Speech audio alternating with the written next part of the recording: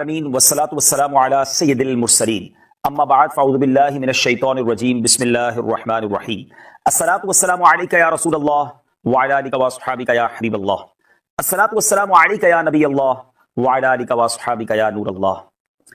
ناظرین، آج کی رات رحمتوں کی رات، برکتوں کی رات، توبہ کی رات، مانگنے کی رات، مغفرتوں کی رات، وہ مبارک رات جس کا تذکرہ احادیث میں موجود ہے، جس کا تذکرہ بہت ساری روایتوں میں ملتا ہے۔ یہ وہ رات ہے جس رات کروڑوں کی بخشش ہو رہی ہے، یقیناً رحمتوں کا نزول ہو رہا ہے، توبہ کے دروازے ویسے بھی کھلے ہوئے ہیں، مگر آج قبولیت کی رات ہے۔ آج خوب توبہ کرنی ہے، آج خوب اپنے رب سے مانگنا ہے، آج اللہ کی بارگاہ میں گر گڑانا ہے۔ آج کا یہ پروگرام، آج کا یہ سلسلہ ہم سب کے لیے بہت کچھ سیکھنے کا باعث بنے گا۔ آپ دنیا میں جہاں کہیں ہیں، توجہ کے ساتھ ہمارے ساتھ اگر اس پروگرام کے آخر تک شامل رہیں گے تو انشاءاللہ بہت کچھ سیکھ سکیں گے۔ اپنے پروگرام کے شروع میں آئیے آپ کو درود پاک کی ایک فضیلت بتانا چاہتا ہوں۔ درود پاک بھی کیا کمال کا وظیفہ ہے، بلکہ ایک اور خوبصورت بات کہ جو آیت درود ماشاء اللہ ہم نمازوں کے بعد سنتے ہیں، ان اللہ وملائکتہ یصلون علی النبی یا ایھا الذین آمنوا صلوا علیہ وسلموا تسلیما صلی اللہ علی النبی الامی وآلہ صلی اللہ علیہ وسلم صلاۃ و سلام علیک یا سیدی یا رسول اللہ۔ یہ آیت درود بھی مفسرین فرماتے ہیں کہ شعبان کے مبارک مہینے میں نازل ہوئی، تو شعبان نبی پاک پر درود پاک پڑھنے کا مہینہ ہے۔ اس مہینے میں کثرت سے درود پاک پڑھیے، اور درود پاک کیسا خوبصورت وظیفہ ہے، اتنے فضائل ہیں کہ اگر کئی پروگرامز صرف درود پاک کے فضائل پر ہی کیے جائیں تو وقت تو ختم ہو سکتا ہے، فضائل درود کا احاطہ نہیں ہو سکتا۔ بہت خوبصورت حدیث، سرور کائنات صلی اللہ تعالی علیہ وسلم فرماتے ہیں، من صلی علیہ صلاۃ واحدۃ، آقا فرماتے ہیں جس نے مجھ پر ایک بار درود پاک پڑھا، رب کریم اس پر 10 رحمتیں نازل فرماتا ہے۔ نبی پاک فرماتے ہیں جو مجھ پر 10 بار درود پاک پڑھے، اللہ تعالیٰ اس پر 100 رحمتیں نازل فرماتا ہے۔ آگے میرے آقا فرماتے ہیں جو مجھ پر 100 بار درود پاک پڑھے، رب کریم اس پر 1000 رحمتیں نازل فرماتا ہے۔ سبحان اللہ، ذرا غور کیجئے، ایک درود پر 10 رحمتیں، 10 درود پر 100 رحمتیں، 100 درود پر 1000 رحمتیں، گویا ملٹی پلائی کریں تو ہر درود پر 10 رحمتیں مل رہی ہیں۔ اگر میں اور آپ چاہتے ہیں کہ صبح و شام میرے ساتھ اللہ کی رحمت رہے، درود پاک کیوں نہ پڑھتے رہیں؟ مگر اس حدیث پاک کا جو لاسٹ پارٹ ہے، جو اگلا جز ہے، وہ بہت خوبصورت ہے۔ میرے آقا فرماتے ہیں ومن صلی علیہ الفا، جس نے مجھ پر 1000 بار درود پاک پڑھا، اس کو کیا انعام ملے گا؟ کونین کے والی صلی اللہ تعالی علیہ وسلم فرماتے ہیں زاحمت کتفہ کتفی علی باب الجنہ، جنت کے دروازے پر اس کا کاندھا میرے کاندھے سے چھو رہا ہوگا، شولڈر سے شولڈر ٹچ ہو رہا ہوگا۔ گویا یہ وہ خوشخبری ہے، یہ وہ نوید ہے کہ نبی پاک علیہ الصلوۃ والسلام فرما رہے ہیں کہ جنت میں وہ میرے ساتھ جائے گا۔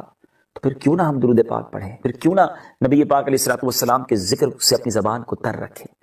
آج تو مبارک رات ہے، مانگنے کی رات ہے، جتنا ہو سکے درود پاک کی کثرت کیجیے۔ اور آج کے بعد جو دن ہیں ہمارے نامہ اعمال کے، وہ شروع کے صفحات ہوں گے۔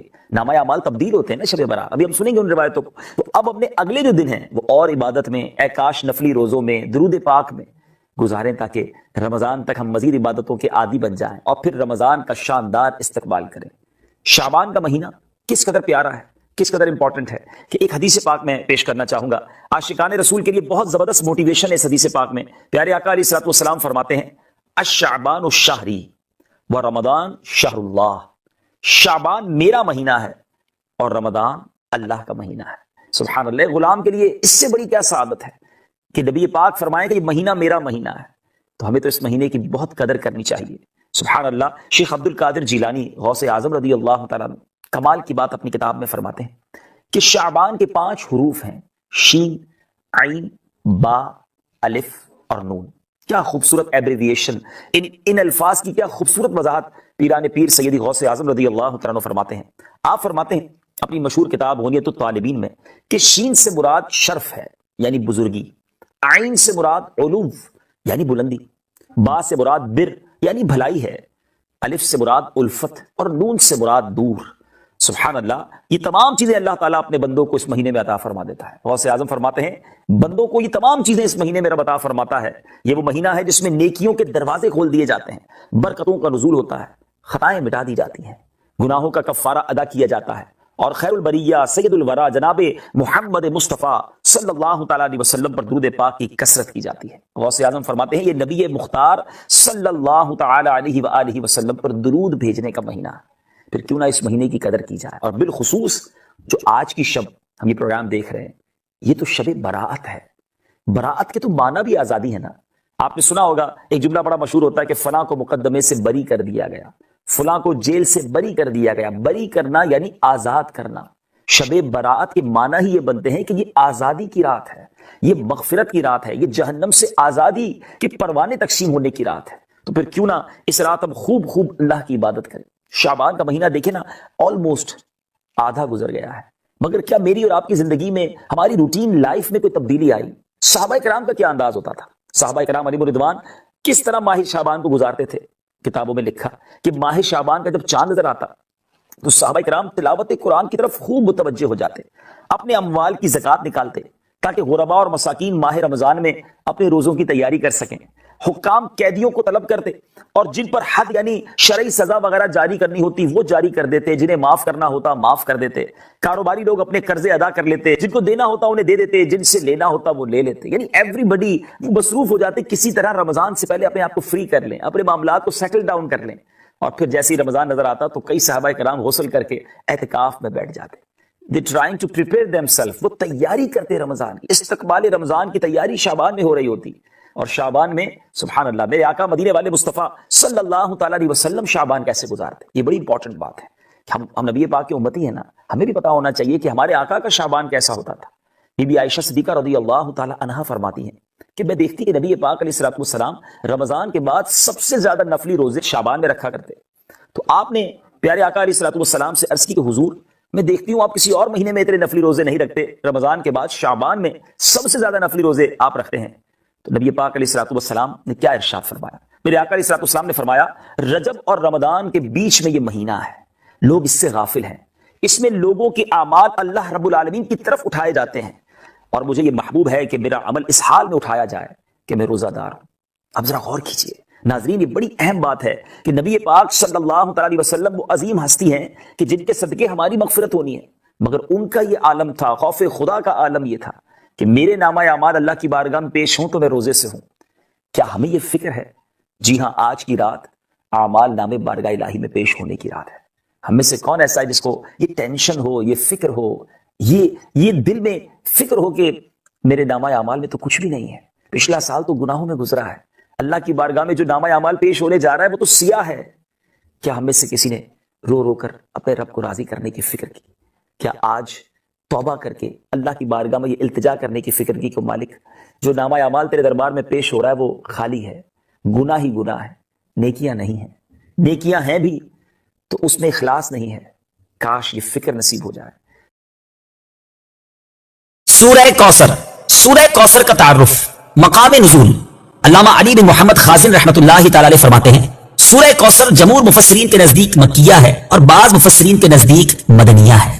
آیات، کلمات اور حروف کی تعداد، اس سورت میں 1 رکوع، 3 آیتیں، 10 کلمے اور 42 حروف ہیں۔ کوثر نام رکھنے کی وجہ، کوثر سے دنیا اور آخرت کی بے شمار خوبیاں مراد ہیں اور جنت کی ایک نہر کا نام بھی کوثر ہے۔ اس سورت کی پہلی آیت میں یہ لفظ موجود ہے، اس مناسبت سے اسے سورہ کوثر کہتے ہیں۔ سورہ کوثر کے مضامین، اس سورت کا مرکزی مضمون یہ ہے کہ اس میں اللہ تعالیٰ نے اپنے حبیب صلی اللہ تعالیٰ علیہ وآلہ وسلم کی مدحت بیان فرمائی ہے، اور اس میں یہ مضامین بیان ہوئے ہیں۔ نمبر 1، اس کی پہلی آیت میں اللہ تعالیٰ کے اس فضل و احسان کا بیان ہے جو اس نے اپنے حبیب صلی اللہ تعالیٰ علیہ وسلم پر فرمایا۔ نمبر 2، دوسری آیت میں نبی کریم صلی اللہ تعالیٰ علیہ وسلم سے فرمایا گیا کہ اللہ تعالیٰ کے فضل و احسان کے شکریے میں نماز پڑھتے رہیں اور قربانی کریں۔ نمبر 3، تیسری آیت میں فرمایا گیا کہ جو اللہ تعالیٰ کے حبیب صلی اللہ تعالیٰ علیہ وآلہ وسلم کا دشمن ہے وہی ہر خیر سے محروم ہے۔ سورہ ماعون کے ساتھ مناسبت، سورہ کوثر کی اپنے سے ماں قبل سورت ماعون کے ساتھ مناسبت یہ ہے کہ سورہ ماعون میں کافروں اور منافقوں کی جو صفات بیان کی گئیں ان کے مقابلے میں سید المرسلین صلی اللہ تعالیٰ علیہ وآلہ وسلم کے اوصاف سورہ کوثر میں بیان کیے گئے۔ بسم اللہ الرحمن الرحیم۔ ترجمہ، اللہ کے نام سے شروع جو نہایت مہربان رحمت والا ہے۔ انا اعطیناک الکوثر فصل لربك وانحر ان شانئك هو الابتر۔ ترجمہ، اے محبوب بے شک ہم نے تمہیں بے شمار خوبیاں عطا فرمائی تو تم اپنے رب کے لیے نماز پڑھو اور قربانی کرو، بے شک تمہارا دشمن ہی ہر بھلائی سے محروم ہے۔ إنا أعطيناك الكوثر اے محبوب بے شک ہم نے تمہیں بے شمار خوبیاں عطا فرمائی۔ تفسیر صراط الجنان میں ہے کوثر کی تفسیر میں مفسرین کے مختلف اقوال ہیں، ان سب اقوال کا خلاصہ یہ ہے کہ اے محبوب بے شک ہم نے تمہیں بے شمار خوبیاں عطا فرمائی اور کثیر فضائل عنایت کر کے تمہیں تمام مخلوق پر افضل کیا۔